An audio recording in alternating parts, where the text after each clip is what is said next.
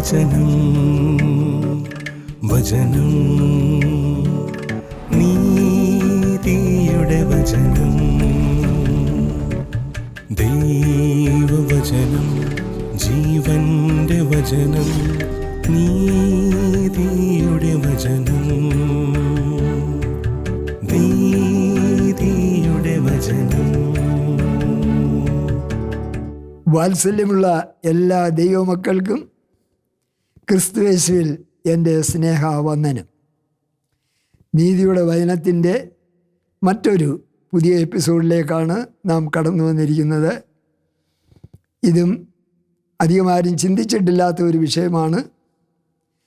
അതുകൊണ്ട് വളരെ ശ്രദ്ധയോടുകൂടി ഈ വചനം നമുക്ക് പറയുന്നതെല്ലാം കുറിച്ചെഴുതി എല്ലാ വചനങ്ങളും വായിക്കാൻ സാധിക്കുന്നില്ല എങ്കിലും ചിലതൊക്കെ വായിക്കും, അല്ലാത്തതൊക്കെ കുറിച്ചെടുത്തിട്ട് വചന ശ്രദ്ധയോടുകൂടെ പഠിക്കുമെങ്കിൽ വാസ്തവത്തിൽ നമുക്ക് വചനത്തിൽ മുന്നേറാൻ സാധിക്കും.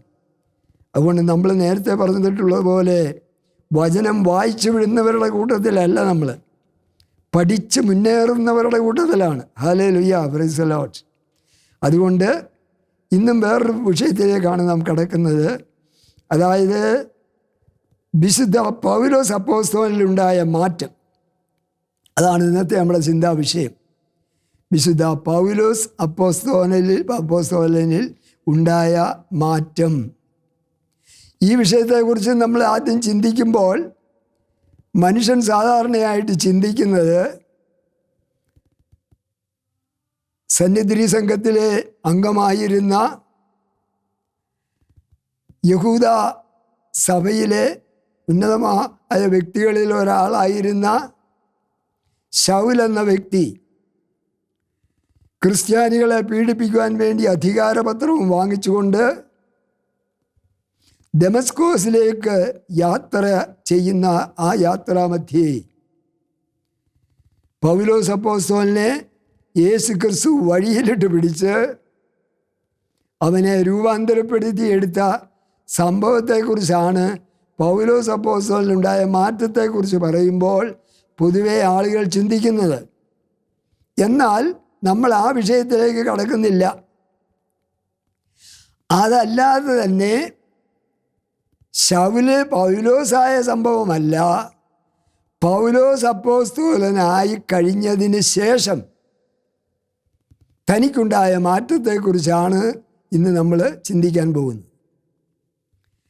അത് നമുക്ക് മനസ്സിലാക്കണമെന്നുണ്ടെങ്കിൽ പൗലോസ് അപ്പോസ്തലൻ്റെ വ്യക്തിപരമായിട്ടുള്ള ചരിത്ര പശ്ചാത്തലം നമ്മളൊന്ന് മനസ്സിലാക്കിയിരിക്കേണ്ടത് ആവശ്യമാണ്.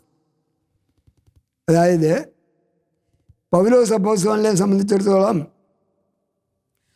അന്നത്തെ കാലത്തെ ഒരു കപ്പൽ മുതലാളിയുടെ മകൻ, ധനികനായ ഒരു മനുഷ്യൻ, ഏത് കാര്യവും പണം കൊണ്ട് സാധിക്കുവാൻ കഴിവുള്ള ഒരു വ്യക്തിയാണ് പൗലോസ് അപ്പോസ്തലൻ അന്ന് തൻ്റെ ആദ്യകാലത്ത്. അത് കഴിഞ്ഞതിന് ശേഷം അതുമായിട്ട് ബന്ധപ്പെട്ട് തൻ്റെ വിദ്യാഭ്യാസത്തിലേക്ക് കടക്കുമ്പോൾ അന്ന് അധികം യൂണിവേഴ്സിറ്റികളൊന്നും ഇല്ലെങ്കിൽ തന്നെയും നമുക്ക് അത് ആ വെളിപ്പാടിൽ കാണാം. അന്നത്തെ തർസോസിലോ കിലിക്കയിലോ അല്ലെങ്കിൽ അലക്സാണ്ട്രിയ യൂണിവേഴ്സിറ്റിയെക്കുറിച്ചൊക്കെ നമ്മൾ പറഞ്ഞു കേട്ടിട്ടുള്ളതാണ്. ഈ യൂണിവേഴ്സിറ്റി അവൈലബിളായിട്ടുള്ള എല്ലാ യൂണിവേഴ്സിറ്റികളിൽ നിന്നും ഒരു സാധാരണ ബിരുദമല്ല പൗലോസ് അപ്പോസ്തലൻ എടുത്തിട്ടുള്ളത്. എല്ലാ വിഷയത്തിലും ഗവേഷണ ബിരുദം എടുത്തിട്ടുള്ള വ്യക്തിയായിരുന്നു പൗലോസ് അപ്പോസ്തലൻ എന്ന് തൻ്റെ ലേഖനങ്ങൾ വ്യക്തമായി പഠിച്ചാൽ നമുക്ക് മനസ്സിലാക്കുന്നതിന് ബുദ്ധിമുട്ടില്ല. തൻ്റെ റിസർച്ച് ഗൈഡായിരുന്നു ഗമാലിയേൽ എന്ന് പറയുന്നത്. ഗമാലിയേലിൻ്റെ പാദപീഠത്തിൽ നിന്ന് താൻ പഠിച്ചു എന്നാണ് പറയുന്നത്. വളരെയധികം, അതായത് അന്നത്തെ അവൈലബിളായിട്ടുള്ള അന്നത്തെ വിഷയങ്ങൾ സൈക്കോളജി, ഫിലോസഫി, അതുപോലെ തന്നെ യഹൂദന്മാരുടെ തോറ, തിയോളജി, ഇങ്ങനെ അന്ന് അവൈലബിളായിട്ടുള്ള എല്ലാ വിഷയങ്ങളിലും ഉന്നതമായ ബിരുദം കൈവശമാക്കിയിട്ടുള്ള ഒരു വ്യക്തിയായിരുന്നു പൗലോസ് അപ്പോസ്തലൻ. അപ്പോൾ തന്നെ നമുക്ക് മനസ്സിലാക്കാൻ കഴിയുന്ന അതിൽ നിന്നുള്ള ഒരു സത്യം, ഈ തിരുവചനത്തിൽ എഴുതിയിരിക്കുന്ന ശിഷ്യന്മാരുടെ എല്ലാം പശ്ചാത്തലത്തിൽ നാം പരിശോധിക്കുമ്പോൾ ശിഷ്യന്മാരിൽ പലരും വിദ്യാസമ്പന്നരല്ല. അങ്ങനെയുള്ള ഒരു ന്യൂനത, പക്ഷേ വിദ്യ വേണമെന്നില്ല. ദൈവത്തിൻ്റെ പരിശുദ്ധാത്മാവ് ഇവരിലേക്ക് കടന്നു വന്നപ്പോൾ വിദ്യാഭ്യാസം കൂടാതെ തന്നെ അറിവുള്ളവരെക്കാൾ, ജ്ഞാനികളെക്കാൾ പണ്ഡിതർ സംസാരിക്കുന്നത് പോലെ സംസാരിക്കുവാനും സുവിശേഷം അറിയിപ്പാനും സുവിശേഷകർക്കെല്ലാം കഴിയും.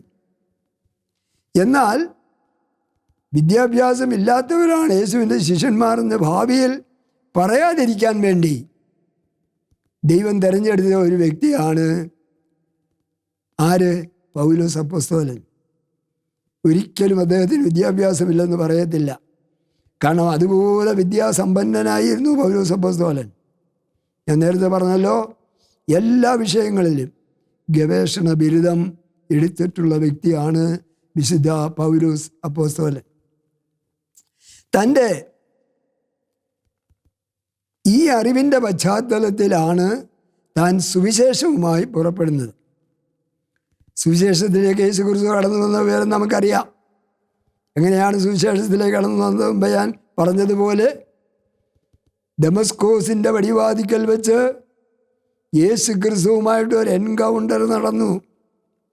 ക്രിസ്ത്യാനികളെ പീഡിപ്പിക്കാൻ വേണ്ടി പോയപ്പോൾ ഒരു എൻകൗണ്ടർ യേശുക്രിസ്തുവുമായിട്ട് നടന്നു. ആ എൻകൗണ്ടറിൽ അടുത്തുകൂടാത്ത ഒരു വലിയ വെളിച്ചത്തിൽ പൗലോസ് അപ്പോസ്തലൻ വീണ് കിടക്കേണ്ടതായിട്ട് വന്നു. അതുകൊണ്ടാണ് പിന്നീട് തന്നെ ലേഖനത്തിൽ ദൈവം അടുത്തുകൂടാത്ത വെളിച്ചത്തിൽ വസിക്കുന്നവനാകുന്നു എന്ന് പിന്നീട് തൻ്റെ ലേഖനത്തിൽ താൻ എഴുതി വെച്ചത്.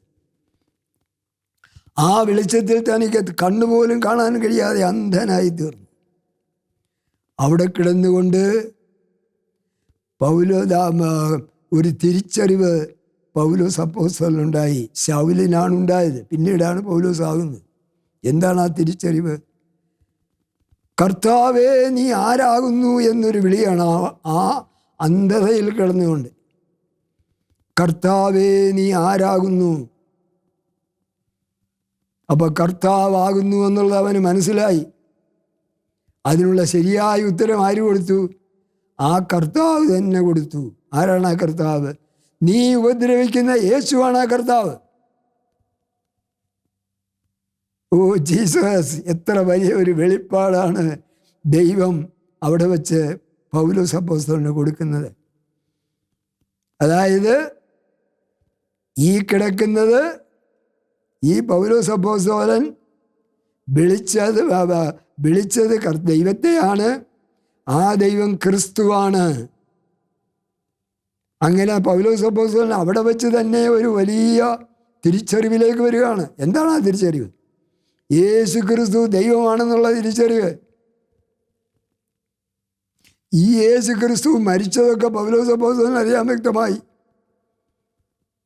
മരിച്ചിട്ട് ഉയർത്തെഴുന്നേറ്റതിന് ശേഷമാണ് ഇതെന്ന് പറയുന്നതെന്നുള്ള അറിയാം. അതുകൊണ്ടാണ് റോമർ 10:9 പറഞ്ഞിരിക്കുന്നത്, യേശുവിനെ കർത്താവെന്ന വായ് കൊണ്ട് ഏറ്റുപറയുകയും അവൻ മരിച്ചവരിൽ നിന്ന് ഉയർത്തെഴുന്നേറ്റു എന്ന് ഹൃദയം കൊണ്ട് വിശ്വസിക്കുകയും ചെയ്താൽ നീ രക്ഷിക്കപ്പെടും. Praise the Lord, hallelujah. ഈ വചനം ഇവിടെ എഴുതി ചേർക്കാനുള്ള കാരണം എന്താണ്? ഈ സംഭവമാണ് ഇവിടെ എഴുതി ചേർത്തിരിക്കുന്നത്. ഏത് സംഭവം? ദമസ്കോസിൻ്റെ വടിവാതിക്കൽ വെച്ച് രക്ഷയുടെ അനുഭവത്തിലേക്ക് പൗലോസ് അപ്പോസ്തലൻ കടന്നു വന്ന ഈ സംഭവമാണ് റോമർ 10:9 എഴുതി ചേർത്ത് താൻ റോമാലേഖനത്തിൻ്റെ ചങ്കായി കാത്തു സൂക്ഷിക്കുന്നത്. യേശുവിനെ കർത്താവെന്ന് വായി കൊണ്ടിട്ട് പറഞ്ഞു. അതാ അതിൻ്റെ ചരിത്രം ഞാനെന്ന് പറഞ്ഞു എന്നുള്ളതേ ഉള്ളൂ. ഇങ്ങനെ പൗലോസ് അപ്പോസ്തലൻ ആരായിത്തീർന്നു? ശൗലാരായിത്തീർന്നു. പൗലോസ് അപ്പോസ്തലനായിട്ട് അവിടെ വെച്ച് മാറുകയാണ് ചെയ്യുന്നത്. അപ്പോൾ കർത്താവ് ഒരു വലിയ ദൗത്യം അവിടെ വെച്ച് കൊടുക്കുകയാണ് ചെയ്യുന്നത്. നിന്നെ ഞാൻ ജാതികളുടെ ഇടയിലും രാജാക്കന്മാരുടെ മുമ്പിലും യേശുവിൻ്റെ നാമം ഉയർത്തിക്കൊണ്ടുപോകുന്ന ഒരു പാത്രമായി നിന്നെ ഞാൻ തെരഞ്ഞെടുത്തിരിക്കുന്നു എന്നാണ് യേശു ക്രിസ്തു അവിടെ വെച്ച് അവനെ തെരഞ്ഞെടുത്തിരിക്കുന്നു എന്നാണ് യേശു ക്രിസ്തു അവിടെ വെച്ച് അനന്യാസിന് വെളിപ്പെടുത്തി കൊടുക്കുന്നത്. തിരഞ്ഞെടുക്കപ്പെട്ട ഒരു പാത്രമാണവൻ. അപ്പോൾ അവൻ്റെ അറിവിൻ്റെ പിൻബലത്തെക്കുറിച്ച് നമുക്കറിയാം. ഇങ്ങനെ പൗലോസ് അപ്പോസ്തലൻ തൻ്റെ അറിവിൻ്റെ പിൻബലത്തിൽ നിന്നുകൊണ്ട്, തൻ്റെ വിദ്യാഭ്യാസത്തിൻ്റെ പിൻബലത്തിൽ നിന്നുകൊണ്ട്, തൻ്റെ എല്ലാ വിഷയത്തിലുമുള്ള പരിജ്ഞാനത്തിൻ്റെ പിൻബലത്തിൽ നിന്നുകൊണ്ട് താൻ പോയത് എങ്ങോട്ടാണ്? നേരെ അഥേനയിലേക്കാണ് പോകുന്നത്. പറഞ്ഞാൽ ഏതൻസ്. ഏതൻസ് എന്ന് പറഞ്ഞാൽ എന്താണെന്നുള്ളത് നമുക്കറിയാം. ഗ്രീസിൻ്റെ തലസ്ഥാനമാണ്. അവിടെ ഉള്ളവർ മുഴുവൻ ഫിലോസഫേഴ്സാണ്. പൗലോസ് അപ്പോസ്തലൻ്റെ ചിന്ത എന്താണ്? എനിക്ക് സാധാരണക്കാരോടൊന്നും സുവിശേഷം പറയണ്ട, എനിക്ക് ലോകത്തിലെ ഏറ്റവും വലിയ ചിന്തകന്മാരോട്, ഏറ്റവും വലിയ പണ്ഡിതന്മാരോട് എനിക്ക് സുവിശേഷം പറഞ്ഞാൽ മതി എന്നുള്ള ഉദ്ദേശത്തിലാണ് പൗലോസ് അപ്പോസ്തലൻ എങ്ങോട്ട് പോയി? അഥേനയിലേക്ക് പോയി, എന്ന് പറഞ്ഞാൽ ഏതൻസിലേക്ക് പോയി. അരിസ്റ്റോട്ടിലിൻ്റെയും സോക്രട്ടീസിൻ്റെയും പ്ലേറ്റോയുടെയും ഒക്കെ നാടാണ് ഏത്? ഏതൻസ്. അതുമാത്രമല്ല, അവിടെയുള്ളവർ മുഴുവൻ ഫിലോസഫേഴ്സാണ്. അറിവിൻ്റെ കേദാരമാണ് അവരെല്ലാം. ലോകശാസ്ത്രജ്ഞർ. ലോകത്തിൽ ഇന്നും സോക്രട്ടീസിൻ്റെയും പ്ലേറ്റോയുടെയും ഒക്കെ തിയറികൾ ഉന്നത വിദ്യാഭ്യാസ രംഗത്ത് വിശകലനം ചെയ്ത് ഇന്നും അതിനെക്കുറിച്ച് ഗവേഷണം നടന്നുകൊണ്ടിരിക്കുകയാണ്. അങ്ങനെ ഉന്നതമായ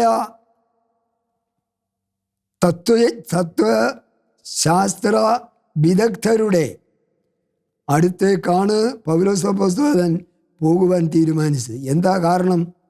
തനിക്ക് മനസ്സിൽ തന്നെ ഒരു വലിയ കോൺഫിഡൻസ് ഉണ്ടായിരുന്നു. എന്താണ് ആ കോൺഫിഡൻസ്? എനിക്കെവിടെയും പോയി സുവിശേഷം പറയുവാനുള്ള കഴിവുണ്ട് എന്ന് ലോകത്തെ തെളിയിക്കുവാനാണ് പൗലോസ് അപ്പോസ്തലൻ ആദ്യം ആഗ്രഹിച്ചത്. എന്നാൽ സംഭവിച്ചത് എന്താണെന്നുള്ളത് നമുക്കറിയാമല്ലോ. താൻ അഥേനയിൽ ചെന്ന് താൻ അവിടെയൊക്കെ ചുറ്റി സഞ്ചരിക്കുമ്പോഴൊക്കെ അനേകം വിഗ്രഹങ്ങൾ അവിടെ തനിക്ക് കാണാനിടയായി തീർന്നു. വേദിക്കല്ലുകളെന്നാണ് അതിന് പറയുന്നത്. വേദിക്കല്ലുകൾ. അന്നത്തെ ആളുകൾ വളരെയധികം ഏതൻസിലുള്ളവരൊക്കെ ദേവന്മാരെയൊക്കെ പൂജിച്ചിരുന്നവരാണ്. അനേക ദേവന്മാരുണ്ട്, അനേകം ദേവികളുണ്ട് അവർക്കൊക്കെ. അതിനൊക്കെ ഓരോ ദേവന്മാർക്കും ദേവിക്കും ഓരോ വേദിക്കല്ലുകളുമുണ്ട്. ഇങ്ങനെ പൗലോസ് അപ്പോസ്തലൻ ഇതെല്ലാം കണ്ട് തൻ്റെ തലയ്ക്ക് ചൂട് പിടിച്ചു. ഒടുവിൽ താനൊരു കല്ലിൻ്റെ അടുത്ത് ചെന്നു, ഒരു വേദിക്കല്ലിൻ്റെ അടുത്ത് ചെന്നു. അവിടെ ചെന്നപ്പോൾ താൻ കണ്ടു അജ്ഞാത ദേവൻ എന്നെഴുതിയിട്ടുണ്ട്. ആ വേദിക്കല്ലിൽ എഴുതിയിരിക്കുകയാണ് അജ്ഞാത ദേവൻ. അപ്പോൾ പൗലോസ് അപ്പോസ്തലൻ്റെ ആ സൈക്കോളജിക്കൽ മനഃശാസ്ത്രപരമായിട്ടുള്ള അറിവ് വെച്ചുകൊണ്ട് ഇതേ തന്നെ പിടിച്ച് ഇവരോട് സുവിശേഷം പറയണം എന്നവൻ ചിന്തിച്ചു. അങ്ങനെ താൻ ഇവരോട് സുവിശേഷം പറഞ്ഞപ്പോൾ, നിങ്ങൾ ഒരജ്ഞാത ദേവനെ ആരാധിക്കുന്നുണ്ടല്ലോ. അവരോട് സുവിശേഷം പറയുകയാണ്. ആരോട്? ഫിലോസഫേഴ്സിനോടാണെന്ന് ഓർക്കണം. നിങ്ങളൊരു അജ്ഞാത ദേവനെ ആരാധിക്കുന്നുണ്ടല്ലോ. അജ്ഞാത ദേവൻ നിങ്ങൾ ആരാധിക്കുന്നുണ്ടല്ലോ. ആ ദേവൻ ആരാണെന്നുള്ളത് അറിയാം. ആ ദേവനെ സുവിശേഷിക്കാനാണ് ഞാൻ കടന്നു വന്നിരിക്കുന്നത്. നിങ്ങൾക്കിന്നും അജ്ഞത നിറഞ്ഞു നിൽക്കുന്ന ആ വ്യക്തിയെ കുറിച്ച് പറയാനാണ് ഞാൻ നിങ്ങളുടെ ഇടയിലേക്ക് കടന്നു വന്നത്. ആ അജ്ഞാതനാണ്, നിങ്ങൾക്ക് അജ്ഞാതനായിരിക്കുന്ന ആ വ്യക്തിയാണ് കർത്താവായ യേശു ക്രിസ്തു. അങ്ങനെ തന്നെ സുവിശേഷം അവിടെ ആരംഭിക്കുകയാണ് ചെയ്യുന്നത്. എവിടെ? ഏതൻസിൽ വിദ്യാസമ്പന്നരുടെ ഇടയിൽ, ഫിലോസഫർമാരുടെ മധ്യത്തിൽ താൻ സുവിശേഷം പറഞ്ഞുകൊണ്ടിരിക്കുകയാണ്. അങ്ങനെ സുവിശേഷം പറഞ്ഞ് താൻ ഒരു ദിവസം പറഞ്ഞു, 2 ദിവസം പറഞ്ഞു, ആളുകൾക്കൊന്നും മാനസാന്തരം ഉണ്ടാകുന്നില്ല. ഒടുവിൽ ഈ ഫിലോസഫർമാർക്കൊന്നും ഈ പറയുന്നതൊന്നും മനസ്സിലായില്ല. അവർ പൗലോസ് അപ്പോസ്തലനെ പരിഹസിച്ച് വിടുകയാണ്. അത് അപ്പോസ്തല പ്രവൃത്തികൾ 17-ാം അധ്യായത്തിലൊക്കെ നമുക്ക് വായിക്കാൻ കഴിയും. അപ്പോൾ അത് ഇവരെ പരിഹസിച്ചു. ആരെ പരിഹസിച്ചു? പൗലോസ് അപ്പോസ്തലനെ പരിഹസിച്ചു. അതുമാത്രമല്ല, അവിടെ തൻ്റെ സുവിശേഷ വേല അട്ടർ പരാജയമായിരുന്നു. ഈ സംഭവം പൗലോസ് അപ്പോസ്തലനിൽ ഒരു വലിയ മാറ്റത്തിന് കാരണമായി തീർന്നു. തൻ്റെ ഈ ജ്ഞാനത്തിൻ്റെ വശീകരണ വാക്കുകൾ കൊണ്ട് യാതൊരു പ്രയോജനവുമില്ല എന്ന് പൗലോസ് അപ്പോസ്തലൻ അവിടെ വെച്ച് പഠിച്ചു. ഒരു പാഠം പഠിച്ചു. പാഠം പഠിച്ചതിന് ശേഷമാണ് 1 കൊരിന്ത്യർ 2:5 1 കൊരിന്ത്യർ 2:5 എൻ്റെ സുവിശേഷവും എൻ്റെ പ്രസംഗവും ഇനിയും ജ്ഞാനത്തിൻ്റെ വശീകരണ വാക്കുകളാൽ അല്ല, ആത്മാവിൻ്റെ ശക്തിയുടെ പ്രകടനമായിരിക്കും. അവിടെ വെച്ചാണ് താൻ തീരുമാനമെടുക്കുന്നത്. ജ്ഞാനത്തിൻ്റെ വശീകരണ വാക്കുകളോട് യാത്ര പറഞ്ഞു. Praise the Lord, hallelujah. ഇന്ന് നമ്മൾ പല വേദികൾ കേൾക്കുമ്പോൾ നമുക്ക് കേൾക്കാൻ കഴിയുന്നത് ഭാഷാ സാഹിത്യത്തിൻ്റെയും സംസ്കൃത ഭാഷയുടെയും അതുപോലെ തന്നെ പല വിധത്തിലുള്ള പ്രാസപ്രയോഗങ്ങളുടെയുമൊക്കെ ഒരു ഘോഷയാത്രയാണ് നമുക്ക് കേൾക്കാൻ കഴിയുന്നത്. അല്ലാതെ സുവിശേഷം അവിടെയൊക്കെ വളരെ കുറവാണ്. എന്നാൽ ആത്മാവിൻ്റെ ശക്തിയുടെ demonstration of spirit and power, manifestation of power power of spirit, അതായിരുന്നു തൻ്റെ സുവിശേഷം. പിന്നീട് ആ ഒരു ലെവലിലേക്കാണ് താൻ മാറിയത്. അപ്പോൾ ഏത് ലെവലിലേക്ക് പൗലോസ് അപ്പോസ്തലൻ മാറി? ജ്ഞാനത്തിൻ്റെ വശീകരണ വാക്കുകളോട് യാത്ര പറഞ്ഞിട്ട് എന്താ യാത്ര പറയാൻ കാരണം? ഏതൻസിൽ വെച്ച് അതുകൊണ്ട് മടുത്തു.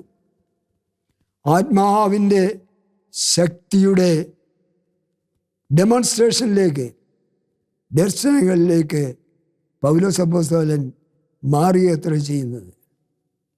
ശക്തിയുടെ പ്രകടനം. ഈ ശക്തിയുടെ പ്രകടനം നമുക്ക് പൗലോസ് അപ്പോസ്തലൻ്റെ ലേഖനത്തിൽ മുഴുവൻ നിറഞ്ഞു നിൽക്കുകയാണ് ചെയ്യുന്നത്.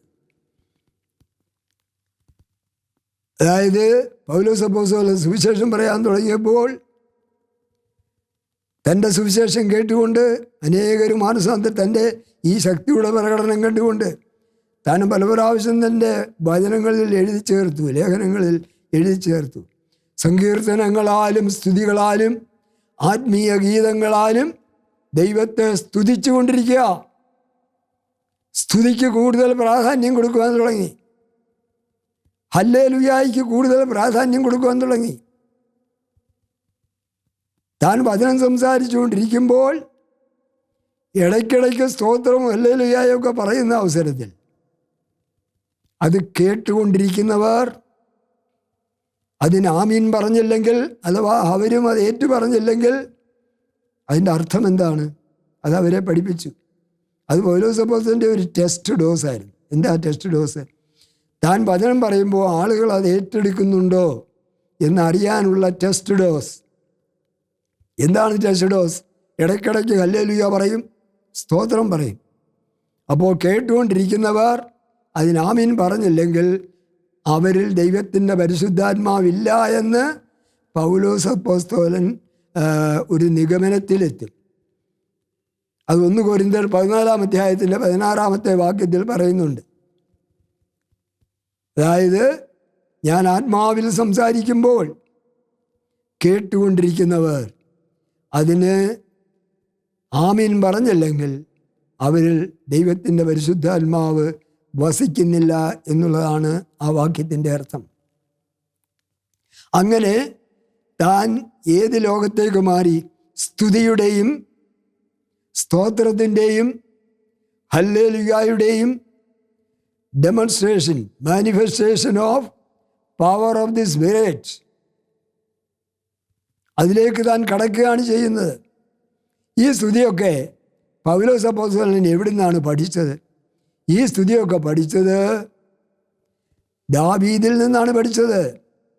ദാവീദ് തൻ്റെ 150 സങ്കീർത്തനത്തിൽ കൂടി 363 പ്രാവശ്യം ദൈവത്തെ സ്തുതിക്കുവാനാണ് പറഞ്ഞിരിക്കുന്നത്. അതുകൊണ്ടാണ് താൻ എഴുതി വെച്ചത്, സങ്കീർത്തനങ്ങളാലും സ്തുതികളാലും ആത്മീയ ഗീതങ്ങളാലും ദൈവത്തെ സ്തുതിക്കുക. അപ്പോഴാണ് തനിക്ക് ശക്തി ലഭിച്ചത്. ഈ ശക്തി കൊണ്ട് താൻ സുവിശേഷം പറഞ്ഞപ്പോൾ അനേകർ വിടുവിക്കപ്പെടാൻ തുടങ്ങി, അനേകർ മാനസാന്തരപ്പെടാൻ തുടങ്ങി. പൗലോസ് അപ്പോസ്തലൻ ധരിച്ചിരുന്ന റൂമാൽ പോലും താൻ കൊണ്ടുചെന്ന് ആളുകൾ കൊണ്ടുചെന്ന് രോഗികളുടെ ദേഹത്തിടുന്ന അവസരത്തിൽ അവർക്ക് സൗഖ്യം കിട്ടി തുടങ്ങി. Oh Jesus, praise the Lord. പൗലോസ് അപ്പോസ്തലൻ്റെ റൂമാലിന് പോലും ശക്തിയുള്ളതാക്കി തീർത്തു. ഇതൊക്കെ കണ്ടപ്പോൾ പൗലോസ് അപ്പോസ്തലൻ്റെ മനസ്സിൽ കൂടി ഒരു ചിന്ത കടന്നുപോയി. എന്താണ് ആ ചിന്ത? പൗലോസ് അപ്പോസ്തലൻ ചോദിച്ചു, എനിക്ക് ഇത്രമാത്രം വലിയ ശക്തിയൊക്കെ ഉണ്ടോ? അങ്ങനെ ഒരു ചിന്ത പൗലോസ് അപ്പോസ്തലന് വന്നപ്പോൾ തന്നെ പൗലോസ് അപ്പോസ്തലൻ അതിനെ ശാസിച്ചു. എന്നിട്ട് പൗലോസ് അപ്പോസ്തലൻ എഴുതി വെച്ചു. എന്തെഴുതി വെച്ചു? ഈ അത്യന്ത ശക്തി എൻ്റെ സ്വന്തം എന്നല്ല, ദൈവത്തിൻ്റെ ദാനമത്രേ എന്ന് വരേണ്ടതിന് ഈ മൺപാത്രത്തിലാണ് നൽകിയിരിക്കുന്നതെന്ന് പൗലോസ് അപ്പോസ്തലൻ പറഞ്ഞു. അതെവിടെയാണ് പറഞ്ഞിരിക്കുന്നത്? 2 കൊരിന്ത്യർ 4:7. ഈ അത്യന്ത ശക്തി ഞങ്ങളുടെ സ്വന്തമെന്നല്ല, ദൈവത്തിൻ്റെ ദാനമത്രേ എന്ന് വരേണ്ടതിന് ഈ നിക്ഷേപം ഞങ്ങൾക്ക് മൺപാത്രങ്ങളിലാണ് ഉള്ളത്. അതായത് ഈ ശക്തി പൗലോസ് അപ്പോസ്തലൻ തിരിച്ചറിഞ്ഞു. ഈ അത്യന്ത ശക്തിയാണ് യേശു ക്രിസ്തു ഉയർത്തെഴുന്നേറ്റ ശേഷം ശിഷ്യന്മാരോടൊന്ന് പറഞ്ഞത്. നിങ്ങൾ ശക്തി ലഭിച്ചിട്ട് പരിശുദ്ധാത്മാവ് നിങ്ങളുടെ മേൽ വരുമ്പോൾ നിങ്ങൾ ശക്തി പ്രാപിക്കും. നിങ്ങൾ ആ ശക്തി പ്രാപിച്ചിട്ട് യെരുശലേമിലും യഹൂദ്യയിലെല്ലായിടത്തും ഭൂമിയുടെ അറ്റങ്ങളോളം പോയി എൻ്റെ സാക്ഷികളാകും. എങ്ങനെയാണ് സാക്ഷികളാകുന്നത്? ഈ ശക്തി കൊണ്ട് പോകണം.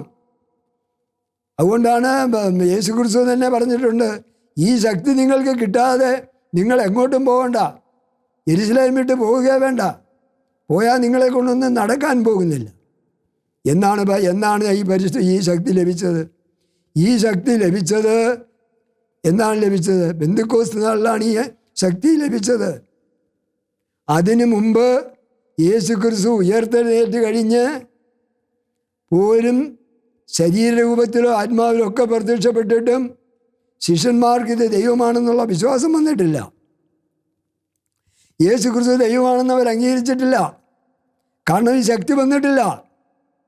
ഈ അത്യന്ത ശക്തിയാണ് മനുഷ്യനെ ആരാക്കി തീർക്കുന്നത്? വിശ്വാസിയാക്കി തീർക്കുന്നത്. ഈ അത്യന്ത ശക്തി മഹത്വത്തിൻ്റെ പ്രത്യാശയായ ക്രിസ്തു ഉള്ളിൽ വസിക്കുമ്പോൾ ഉണ്ടാകുന്ന ഈ അത്യന്ത ശക്തി ദൈവത്തിൻ്റെ പരിശുദ്ധാത്മാവിൻ്റെ ശക്തിയാണെന്നുള്ളത് നമ്മൾ ഓർക്കണം. ഈ ശക്തിയിലാണ് ആകാശത്തേക്ക് നോക്കി ശിഷ്യന്മാർ സ്വർഗാരോഹണം കണ്ട പുനരുദ്ധാനത്തിൻ്റെ ശക്തി, ഗ്രാവിറ്റേഷണൽ ശക്തികളെ അതിലംഘിച്ചുകൊണ്ട് ഒരു വ്യക്തി ഇതാ ആകാശത്തേക്ക് എടുക്കപ്പെടുന്നു. അപ്പോൾ 2 ദൂതന്മാർ വന്ന് ശിഷ്യന്മാരോട് പറയുകയാണ്, ഗലീല പുരുഷന്മാരെ, നിങ്ങൾ ആകാശത്തേക്ക് നോക്കി നിൽക്കുന്നത് എന്ത്? നിങ്ങളെ വിട്ടുപിരിഞ്ഞു പോയ ഈ യേശു ക്രിസ്തു, ഇതേ യേശു ക്രിസ്തു തന്നെ അവൻ സ്വർഗാരോഹണം ചെയ്തതുപോലെ തന്നെ അവൻ വീണ്ടും വരും. Price the Lord. ഈ ശക്തിയാണ് പുനരുദ്ധാനത്തിൻ്റെ ശക്തി. ഈ ശക്തിയാണ് വിശ്വസിക്കുന്നവരുടെ മേൽ വ്യാപരിക്കുന്ന ദൈവശക്തി എന്ന് പറയുന്നത്. ഈ ശക്തി ആരാ തിരിച്ചറിഞ്ഞ്? പൗലോസ് അപ്പോസ്തലൻ തിരിച്ചറിഞ്ഞു. ദൈവമക്കളെ, അതുകൊണ്ട് ഈ എപ്പിസോഡിൽ കൂടി നമ്മൾ ചിന്തിക്കേണ്ടത്, ദൈവത്തിൻ്റെ നമ്മൾ ജ്ഞാനത്തിൻ്റെ വശീകരണ വാക്കുകളോടൊക്കെ യാത്ര പറയാം. സംസ്കൃതത്തോടും സാഹിത്യത്തോടും ഒക്കെ യാത്ര പറഞ്ഞിട്ട് സാക്ഷാൽ സുവിശേഷത്തിലേക്ക് കടക്കുക. പരിശുദ്ധാത്മാവിനെ പ്രാപിച്ചുകൊണ്ട് യേശു ദൈവമെന്ന് പറയുവാൻ ധൈര്യത്തോടുകൂടെ മുന്നോട്ട് പോകാം. അങ്ങനെ യേശുവിനെ കർത്താവിൻ്റെ രക്ഷിതാവുമായിട്ട് സ്വീകരിച്ചുകൊണ്ട് അനേകരെ ക്രിസ്തുവിലേക്ക് നയിക്കുവാൻ തക്കവണ്ണം ദൈവത്തിൻ്റെ പരിശുദ്ധാത്മാവ് നമുക്ക് ഓരോരുത്തർക്കും ഇടയാക്കട്ടെ. Hallelujah, praise the Lord.